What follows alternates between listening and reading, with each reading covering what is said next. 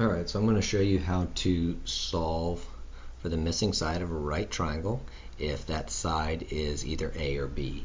Okay, now this one's going ahead and telling me that they want me to solve for A. But if they didn't tell me that, they've also said here leg, which is something that represents either A or B.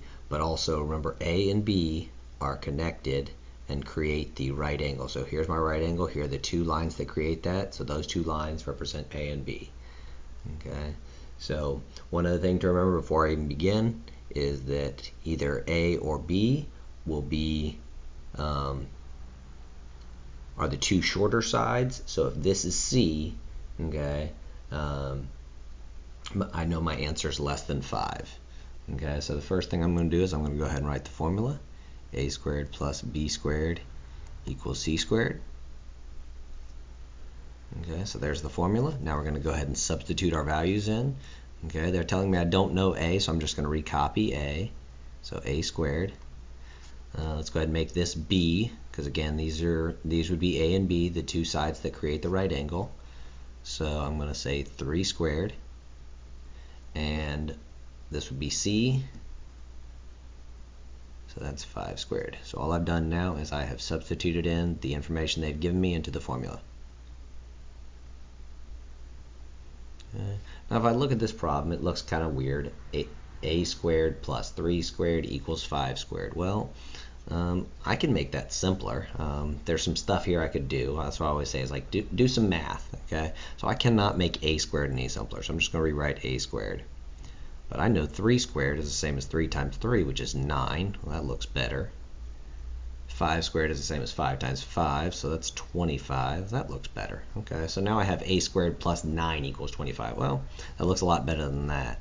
So all I've done there is I've gone ahead and done some exponents. Well, now let's see, A squared plus 9, I can't do that, okay, and equals 25. So what I'm trying to do now is I've done all the math technically that I can do, like made everything as simple as I can. What I haven't done though, well, what I'm solving for is A. I want to get A by itself, so I need to follow the reverse order of operations rules, and that means that I need to get rid of, to get A by itself I would have to get rid of this exponent of 2, and I have to get rid of this plus 9. So what I'm going to do is reverse order of operations. I'm going to get rid of anything being added or subtracted. So I'm going to get rid of plus 9. Okay, because again, that would be an exponent. So I'm just going to say, from here I'm going to go, hey, well, I have plus 9. The easiest way to get rid of that is to subtract 9. Okay. But now, since this problem said these two sides are equal, if I subtract 9 from this side, I've got to subtract 9 from the other side. Okay, so I did the exponents, and then I went ahead and I subtracted. Okay, I'm always going to do that. Okay, so A squared I didn't do anything to, so I'm going to go ahead and bring it down. A squared. Well, if I add 9 and then subtract 9, I might as well have done nothing at all, so I'm not going to worry about that anymore. And then I have 25 minus 9, which is 16. All right. And if I have A squared equals 16, the only thing that I have left to get rid of is this exponent of 2, and I know that I can use square roots to undo squaring. So I'm going to go ahead and square root this problem.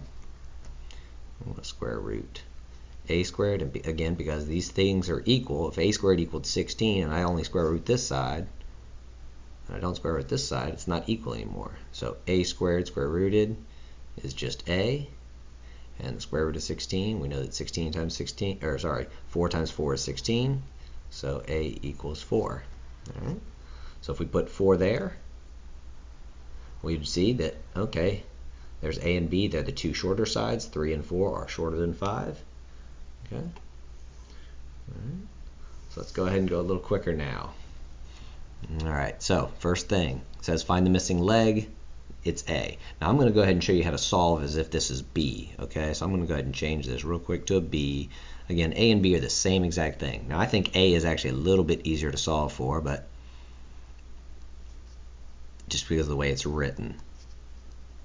All right, so I'm going to go a lot quicker this time. So A and B are connected to the right angle, so This would be 2. 2 squared.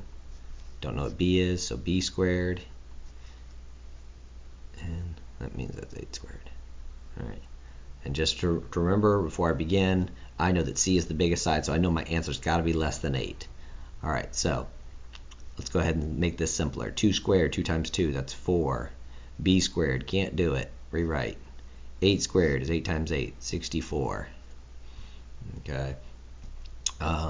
So now this looks a little bit weirder. Okay. I can't make this any simpler. I can't do 4 plus b squared, and I can't make 64 any simpler. So what I got to do is get b squared, or sorry, b by itself, because that's what I'm solving for. So I got to get rid of the exponent and this 4 that's being added to it. So I'm going to go ahead, and this 4 is being added to it. So I'm going to go ahead and to get rid of this positive 4, I'm going to go ahead and subtract 4. If I subtract 4 from this side, I'm going to subtract 4 from this side. Again, my two sides are separated by the equal sign. I'll go ahead and do that. So 4 minus 4 would be 0. 0 plus b squared is b squared, equals 64 minus 4, which is 60. And so now I have b squared equals 60. I'm going to go ahead and grab my calculator, and I'm going to type in 60 and hit the square root button, which is right there. Some of them have a little 2 above it, some of them don't. All right, and I get this long answer. Now, I'm just going to go ahead and round this to the nearest tenth. Okay, so the 7's in the 10th space, then our behind it is a 4, so not enough to make it go up, so our answer is going to stay at 7.7.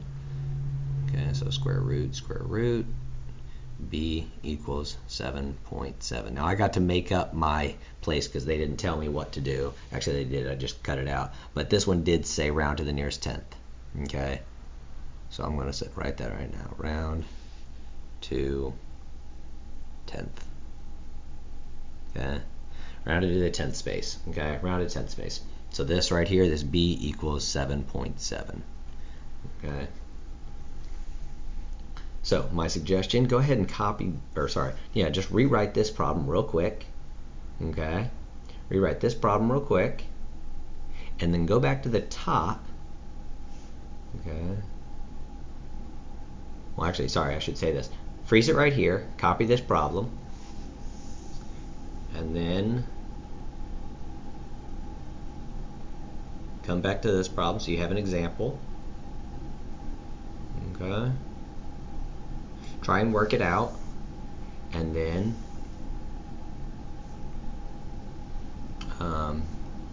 go ahead and unpause it so that you can see if you did it correctly. So I'm going to do this one really fast. A squared plus b squared equals c squared. Alright, they're telling me we're missing a, but again, a and b. Even if they don't tell me anything, if they said find this side, I'd know that it was either a or b because these two lines make the right angle. So, I'm going to write a squared plus 8 squared equals 10 squared. So I know that my answer is going to be less than 10 because that's what c was. A squared, 8 times 8 is 64, 10 times 10 is 100. Okay, can't put those two together, can't make that any simpler, so what I need to do is get a by itself now. Let's get rid of the 64. Let's get rid of anything being added or subtracted first. Do that to both sides, so I keep things equal. A squared plus 64 minus 64 would just be a squared. 100 minus 64 is 36. And to get rid of squaring, I square root.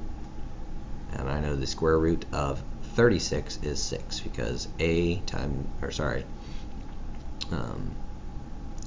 6 is 36. So a equals 6. And that does match what I said earlier. It would be less than 10. All right.